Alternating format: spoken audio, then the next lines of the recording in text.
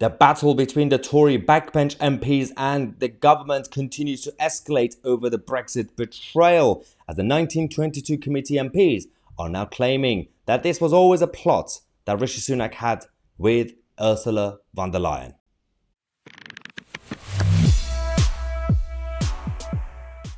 Okay, when we said this was going to happen, they called us tinfoil hat nutters and we have our theories. I did say something like this will happen, but now we have a situation where the Tory MPs in Parliament, the backbenchers, the Conservative ones, the ones who are Brexiteers, a few of them left, they are surprised, they are shocked at the government, saying, oh, you betrayed us. Oh no, you're blaming civil servants and the House of Lords.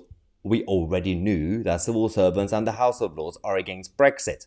You had to find a way to go around it. You are the government. Now, they are getting accused, the government and Rishi Sunak, of having a secret deal with the EU over the Windsor framework to actually not really remove the EU laws. As in, they never actually had any intention of removing these EU laws.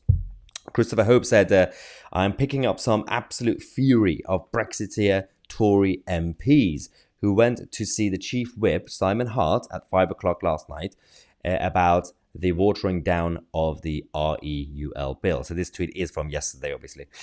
20 Tory MPs were there to protest. The Chief Whip just listened. He left after 45 minutes to go see Sir Graham Brady, the chair of the 1922 committee, as normal, as they say. Brexiteer Tory MPs cannot understand why the government has done this. They point out that not a single Tory MP voted against the REUL bill at the second or third reading. Everybody was excited about it. 2 Tories tell Christopher Hope that they think that the U-turn is part of a deal with the European Union for agreeing the Windsor framework. So this is the new accusation. The biggest mystery, Christopher Hope says, is why Rishi Sunak has picked this fight with the Brexiteer wing of his party, given the unanimous support from the Tory MPs for the REUL bill in the House of Commons. One of them said that a government that declares war on its backbenchers does not have much of a future. And I absolutely agree with that comment. Christopher Hope says this watering down of the bill is now the lightning rod for discontent among Conservative MPs over last week's disastrous local election results, when the Tories lost over 1,000 councillors. It does seem like a needless political misstep by Number 10.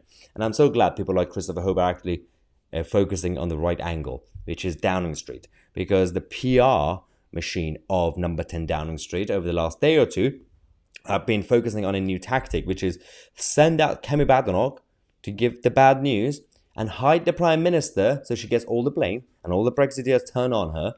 And if I were Kemi, I would just resign immediately, because it makes no sense why she would get all the blame. Obviously, she's also responsible because she's doing business as a government minister, but it's Number 10 Downing Street who made these deals. It's Number 10 Downing Street who called the last shot. So I would rather, if I were Kemi, to just leave, become a backbench rebel and become a hero and actually fight back and wait for the government to fall, wait for Rishi Sunak to go eventually and stand for Tory leadership. If she is a true Brexiteer, then do that. Stop being part of a team that is a failure. Stop being a part of a team that does plots against Brexit and the will of the people. Stop being part of a team that might have done secret deals with Ursula von der Leyen over the Windsor framework. In fact, stop being part of a team that promotes the Windsor framework. So that's fundamentally the problem anyway.